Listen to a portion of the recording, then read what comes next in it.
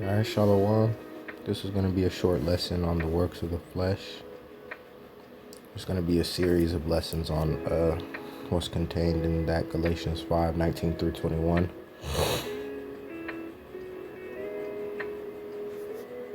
19 starts, "Now the works of the flesh are manifest, which are these: adultery, fornication, uncleanness, lasciviousness, idolatry, witchcraft, hatred, variance, emulations, wrath, strife, seditions, heresies, envyings, murders, drunkenness, revellings, and such like, of the which I tell you before, as I have also told you in time past, that they which do such things shall not inherit the kingdom of God." So the first one we're going to look at is adultery. And that can kind of go hand in hand with fornication also. It's definitely going to lead to fornication. So the first one we're going to look at is adultery. Exodus 20:14, where we get, our 12 commandments. Exodus 20:14 states, "Thou shalt not commit adultery," but adultery isn't just physical. Now, I know when I mentioned it, most people are immediately going to think of the physical form of adultery, but there also is a spiritual form of adultery as well. I'm going to read a verse from Ezekiel 16:32 through 34. And this is referring to the children of Israel. And it says, "But as a wife that committeth adultery, which taketh strangers instead of her husband, they give gifts to all whores, but thou givest thy gifts to all thy lovers, and hirest them, that they may come unto thee on every side for thy whoredom. And the contrary is in thee from other women in thy whoredoms, whereas none followeth thee to commit whoredoms, and in that thou givest a reward, and no reward is given unto thee, therefore thou art contrary." Layman's terms, he's saying most prostitutes, or most women who are doing things like that, receive money for their actions. The protocol is you go, you give a girl the money, and she performs whatever actions. You see what I'm saying?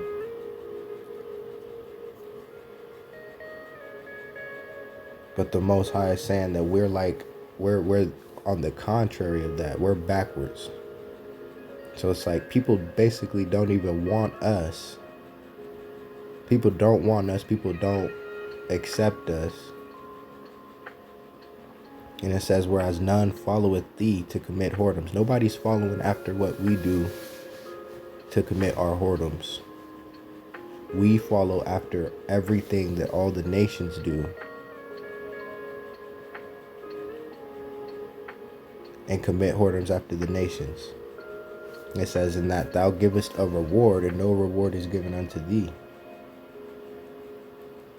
We pay the nations basically to let us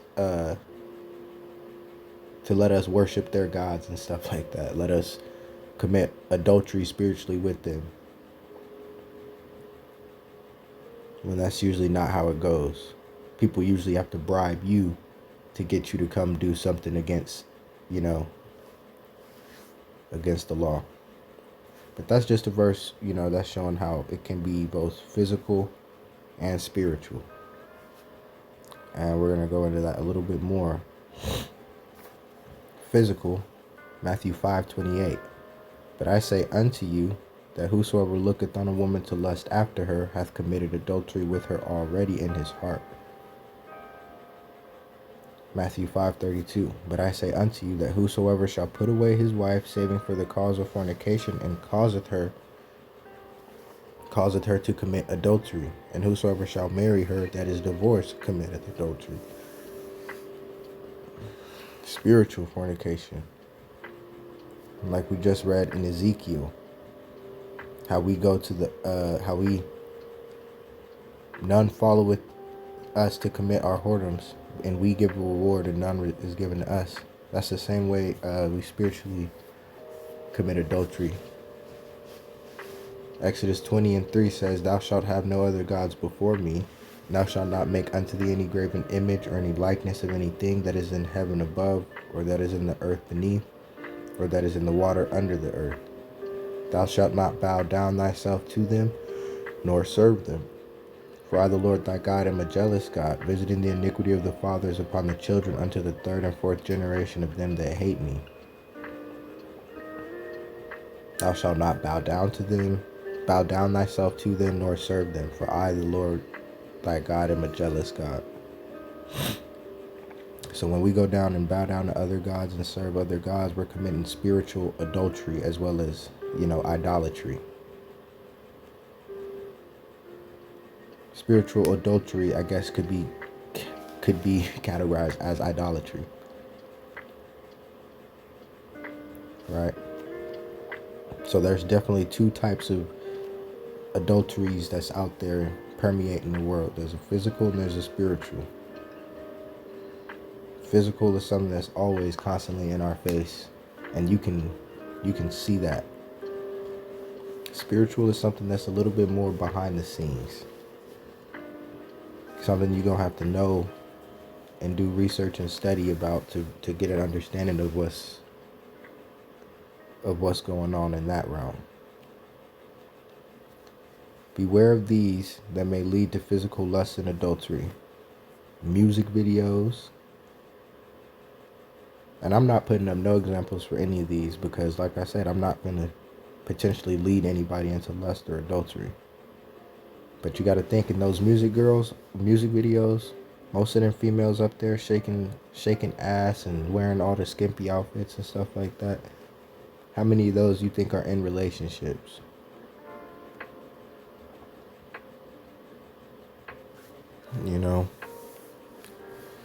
But you're not even thinking about that. Those women might have men, but they still out there, man, that's just, that's the culture we live in. That's the culture that they gave us, that we accepted and that we adopted, man. Social media is the same thing. You got all sorts of women on social media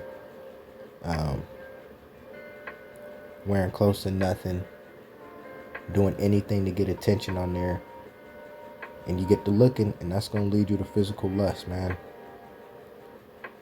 That female may have a man, that man may have a female. That's going to lead you to adultery.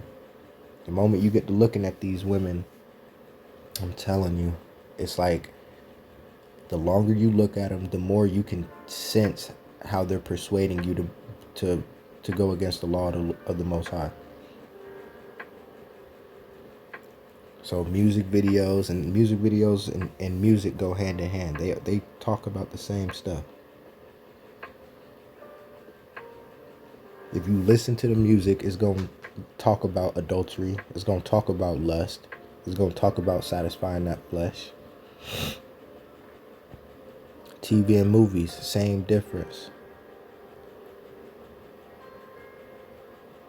Same difference. Basically, the entertainment industry is wanting to put in front of you things that's going to tickle your eyes. Give you some eye candy.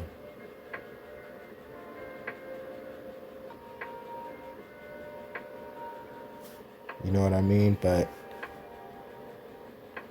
you got to question what man or woman is going to get on TV, movies, social media, music videos, anything like that. Or just in every regular day and uncover their bodies for people to see.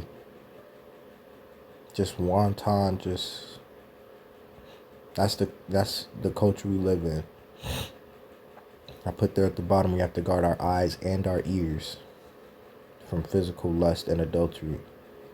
Like Uncle Reuben said, I think I put that in here. Yeah, like Uncle Reuben. In Testament of Reuben, verse 34, it says, "Pay no heed to the face of a woman, nor associate with another man's wife, nor meddle with the affairs of womankind. For had I not seen Bilhah bathing in a covered place, I had not fallen into this great iniquity. For my mind, taking in the thought of the woman's nakedness, suffered me not to sleep until I had wrought the abominable thing.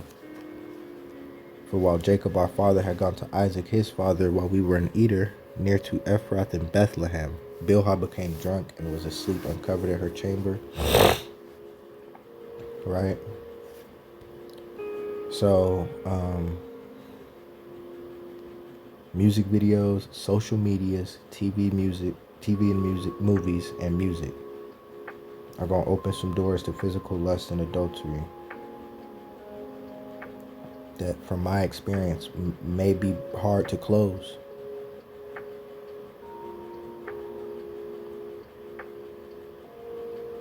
You know, it says he said pay no heed to the face of a woman, right? So does that mean it's okay? Because in the music videos, they usually just shaking ass. They just showing ass and stuff like that. So I guess that's okay, right?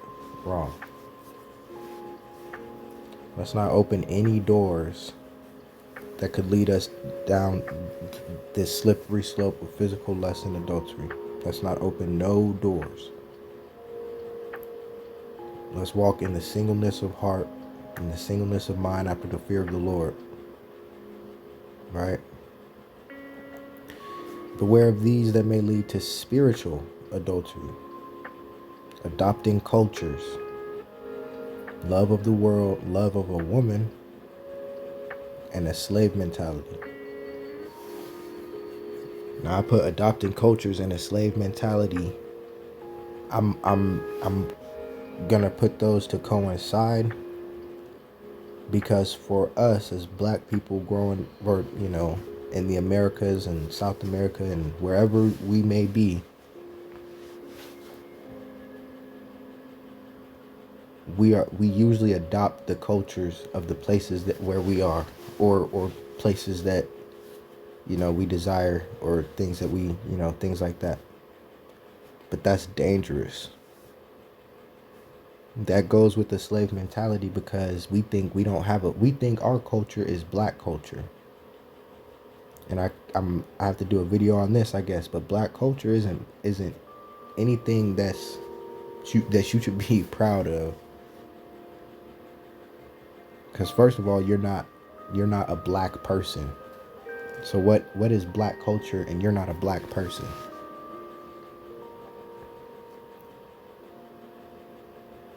So the spirit of black culture is man, it coincides with physical adult. They say our music is part of the culture, right? Our music is part of the culture, right? The way we dress and things like that are all part of the culture. But that's all leading us to adultery. We get to adopt in other cultures, and that's going to lead us to spiritual adultery. Gentiles have feasts and sacrifices and things that they do in reverence to their gods. And you're going to get wrapped up in that, thinking you just, oh well, that's just their culture. Love of the world, love of the things of this world, possessions, things of that nature. That could open the door for envy. That could open the door for jealousy. That could open the door for a whole lot of things that's going to lead you to follow after gods that neither your ancestors or your fathers knew. A love of a woman will do the same thing. And to prove that, you can look at the story of Solomon. How he loved many women, and they turned away his heart after the Most High. A slave mentality is what we have here in, well, I'm sure we have it everywhere, honestly. But we have a slave mentality where it's funny, because it's a slave mentality, but you have forgotten that you're a slave. You have a slave mentality, and it's succeeded in making you forget that you are a slave and that you were a slave. Because now you think you're equal. Now you think you're an American. Now you think you don't know what you are. But you know you have this black culture, right? You have no idea where you come from, but you have what you think is a black culture.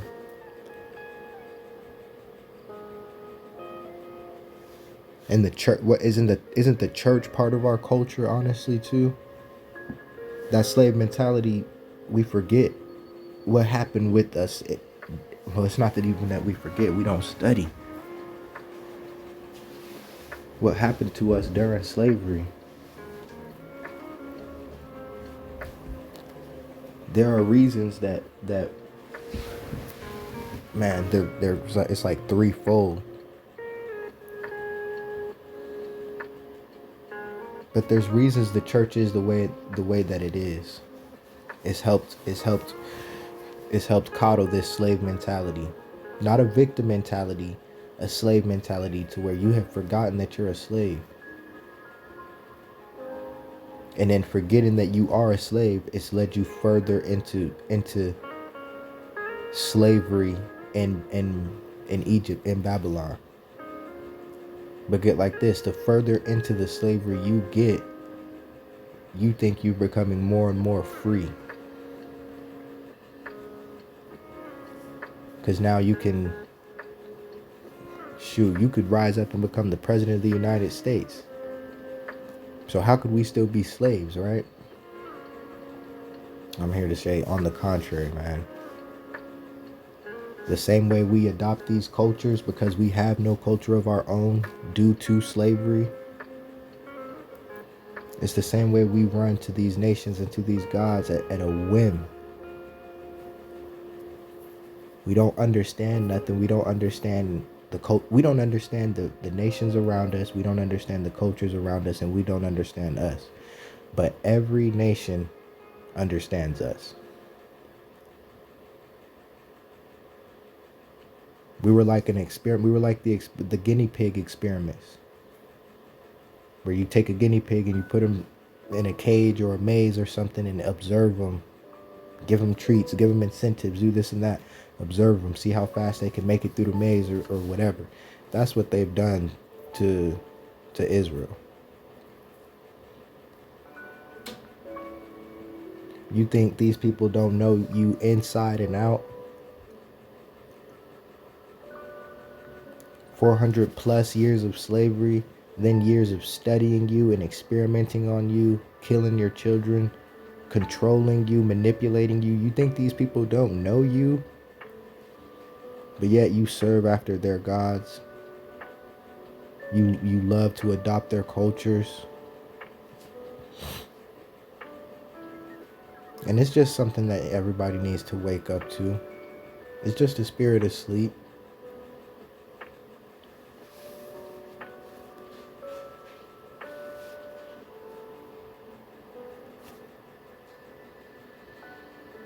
You got the Christmas tree.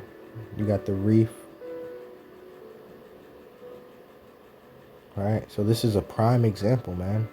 And I don't know these people personally. This is literally just a picture I Googled.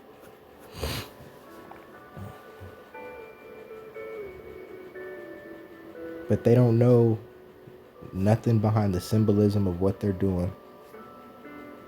They don't know what that tree symbolizes. They don't know what that wreath symbolizes. They don't know where the Christmas festival or where the Christmas holiday comes from. I'm guessing they don't know where they come from. And it's led them into this spiritual adultery that they don't even know about.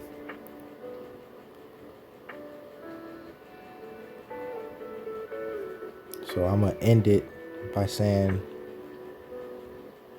beware of these that may lead to physical lust and adultery, and beware of these that may lead to spiritual adultery.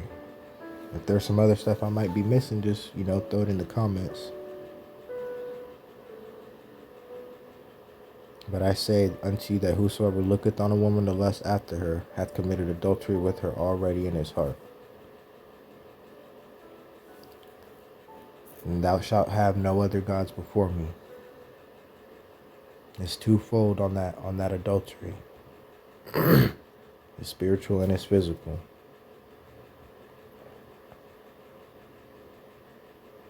With that being said, I want to give all praises and honor and glory to the Most High, the God of Abraham, Isaac, and Jacob. And shalom, and hope everybody has a good day.